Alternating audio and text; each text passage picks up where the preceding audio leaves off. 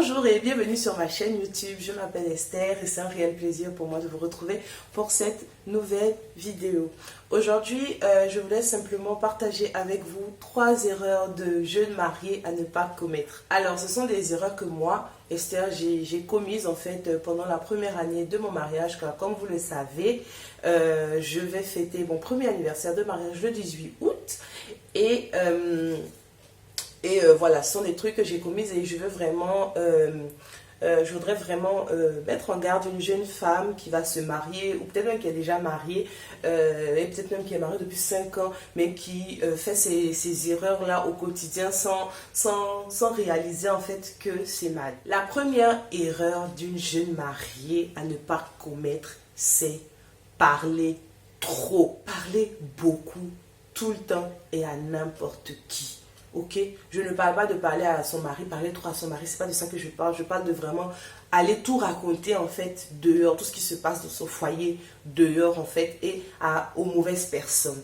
Ok, lorsque je me suis mariée, j'avais des personnes à qui je me confiais et un jour j'ai commis l'erreur d'aller raconter à une personne que je considérais beaucoup en fait 2-3 petits problèmes que j'avais dans mon foyer, en fait plusieurs difficultés que j'avais voilà, au début de mon mariage, et en fait j'ai été surprise d'apprendre que c'est arrivé vraiment très loin, au point où même le pasteur de notre assemblée a été au courant. Et je me suis mangée de ces réflexions vraiment, et mon mari était vraiment très en colère en fait, très fâché parce que j'étais allée raconter des choses à ne pas raconter en fait dehors, et ça m'a servi de leçon en fait, et j'ai appris que vraiment en tant que femme mariée, il y a des choses que tu ne dois pas dire, il y a des choses que tu dois garder pour toi, il y a des choses qui ne doivent pas sortir du cadre en fait, du périmètre de ta maison, sinon tu risques de te mettre dans des situations tellement difficiles en fait,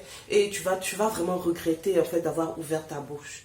En apparence, certaines personnes peuvent paraître comme de bons conseillers, peuvent paraître en fait comme des personnes fiables. Mais vous allez voir que ces personnes-là, elles ont aussi des personnes à qui elles se confient. Donc toi, tu te confies à la sœur Gasparette, la sœur Gasparette va se confier à la sœur Anselmine, Anselmine va aller se confier à sa meilleure amie Agathe, et etc.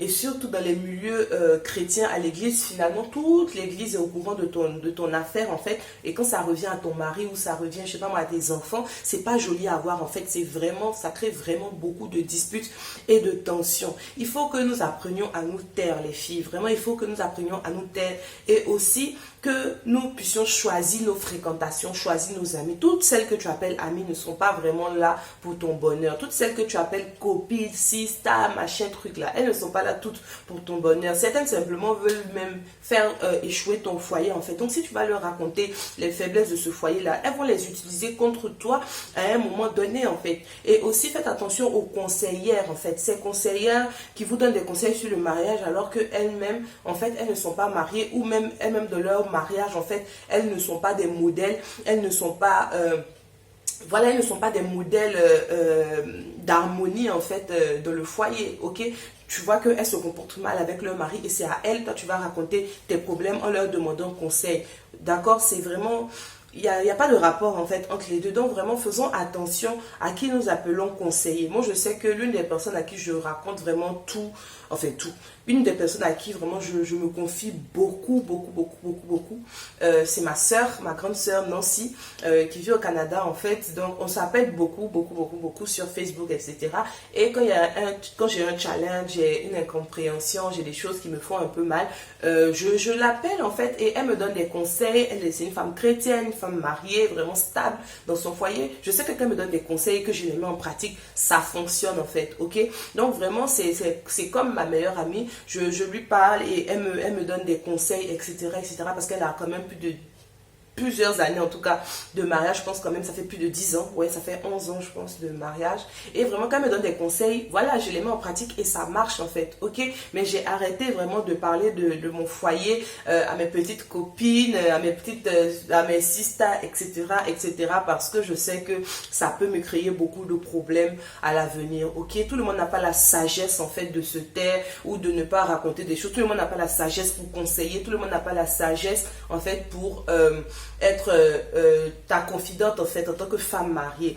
Je le dis encore, je ne pense pas que lorsque ta copine n'est pas mariée, ça veut dire qu'elle ne doit plus être ton amie. Non, ce n'est pas ce que je dis. Il y a de très bonnes copines qui ne sont pas mariées alors que nous on est mariés. Moi, ma meilleure amie Elisabeth, elle est pas encore mariée, mais c'est ma sister, c'est ma soeur en fait. Mais je dis juste de faire attention parce que même il y a des femmes mariées qui ne sont pas de bons conseils en fait. Donc vraiment, faisons attention et apprenons à nous taire. La deuxième erreur de jeune marié à ne pas commettre, c'est simplement ne pas changer sa mentalité. La mentalité de célibataire et la mentalité de jeune femme mariée, c'est pas de femme mariée, pardon, ce n'est pas du tout la même chose, ok? C'est pas la même chose. C'est vraiment deux choses opposées. Forcément, tu es célibataire, il y a pas d'alliance avec un homme. Voilà, tu n'es pas sous la responsabilité d'un homme. Tu es seul, etc. Seul dans le cadre de, voilà, tu n'es pas accompagné, etc. En fait. Et de l'autre côté, il y a la femme mariée qui a un homme à qui elle doit être soumise.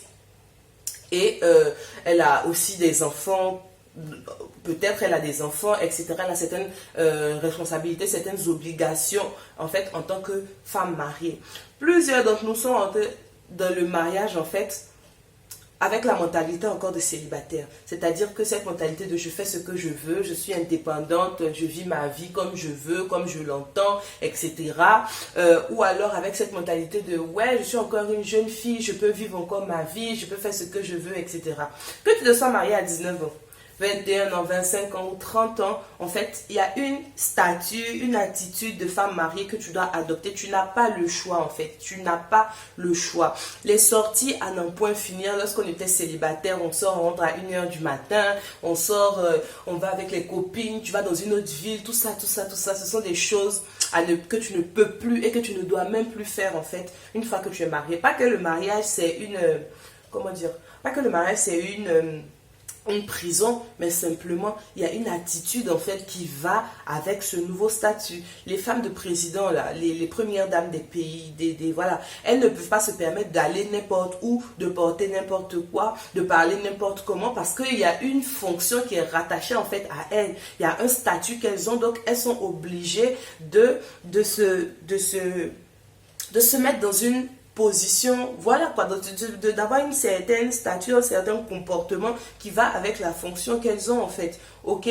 Donc c'est la même chose. En tant que femme mariée, on m'a dit par exemple, tu ne peux plus te permettre d'aller faire les soirées pyjama, c'est peut-être poussé, c'est peut-être osé, ok? On peut le voir comme ça, mais il y a des choses, tu peux plus te permettre d'aller faire les soirées pyjama alors que tu as ton mari à la maison, genre tu vas faire, je sais pas, tu vas dormir chez une copine, etc. C'est des choses à ne plus faire en fait. En tout cas, tout part, je ne vais pas donner tous les exemples, mais tout part de notre mentalité en fait. Il faut se dire que maintenant je suis une femme mariée, il faut que je me comporte comme telle, il faut que je sois responsable, il faut que je prenne soin de mon foyer, il faut que je prenne soin de mon mari parce que c'est ce que Dieu attend de moi, ok? Donc décider de grandir, en fait, c'est un choix. Dans son mariage, décider de grandir, c'est un choix. Ok, ce n'est pas genre dès que on te met là-bas, tout d'un coup, waouh, maintenant je suis une femme mariée, il faut que je change. Ou il faut que je vais devenir, je serai transformée. Non, c'est un choix et ça prend du temps. Ok, moi, dans les premiers mois, voilà, je pensais encore que j'étais une jeune fille et tout ça jusqu'à ce que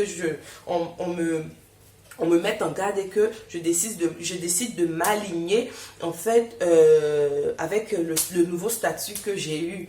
D'accord? Donc vraiment, arrêtons de penser comme des jeunes filles, arrêtons de nous comporter encore comme des lycéennes, alors que nous avons maintenant des responsabilités, nous avons maintenant un statut de femme mariée, parce que ça risque encore de créer des problèmes dans le foyer, dans le couple, etc. Et franchement, c'est pas ce qu'on veut, c'est pas ce qu'on veut. La troisième et dernière erreur à ne pas commettre lorsqu'on est une jeune mariée, c'est simplement le manque de respect, le manque de soumission. J'en ai parlé dans une vidéo il y a une semaine. J'en ai parlé de long en large, j'ai parlé de la soumission, etc. Et tout. Donc, allez regarder cette vidéo-là parce que je m'étale plus. Mais en fait, voilà. Ça, c'est l'un des mots qu'il y a vraiment beaucoup dans les couples, en fait. Parce que les jeunes filles refusent d'être soumises, etc. Elles veulent tenir tête au mari. Elles veulent être au-dessus de lui, etc. Comme je l'ai dit, la parole de Dieu dit, femmes, soyez soumises à vos maris. Nous, en tant que femmes chrétiennes, on obéit et c'est tout en fait. Que cela nous plaise ou pas, on obéit, on se soumet. Voilà, parce qu'il y a beaucoup d'avantages rattachés à la soumission, en fait, et il y a beaucoup aussi de dégâts qui sont liés à l'insoumission, qui sont liés vraiment à la rébellion, en fait. Et nous, ce n'est pas ce qu'on veut. Nous voulons être des femmes qui se distinguent en fait par leur façon de respecter le Seigneur, peu importe la société dans laquelle on est, qui nous dit que la femme doit être au-dessus de l'homme ou être au même, ou je sais pas quoi, peu importe tous les courants, voilà. Nous, on sait qu'on veut simplement être des femmes de Dieu qui obéissent à la parole de Dieu. Alors on fait quoi? On se soumet. Je peux comprendre que ce n'est pas facile dès le début. Voilà, moi-même je le dis, au début c'était pas ça, ok? Ce n'est pas facile au début, mais c'est un choix. Tout ce que j'ai dit depuis le début, là, que ce soit le fait de se taire, que ce soit le fait de grandir, et maintenant le fait de se soumettre, c'est un choix. On décide en fait de le faire. On décide d'apprendre à tenir sa langue.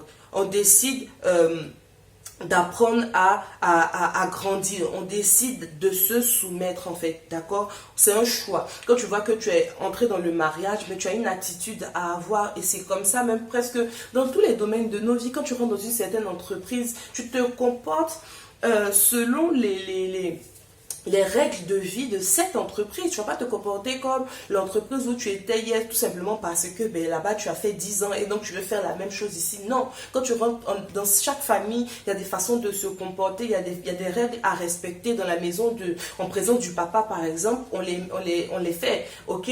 Et c'est comme ça en fait dans tous les domaines de nos vies. Donc, franchement, il faut juste qu'on respecte en fait les règles du statut qu'on a en tant que femme mariée. Ce n'est pas facile au quotidien, mais on peut y arriver si seulement on le décide et si on permet au Saint-Esprit de pouvoir vraiment nous venir en aide. Voilà, c'est tout pour aujourd'hui.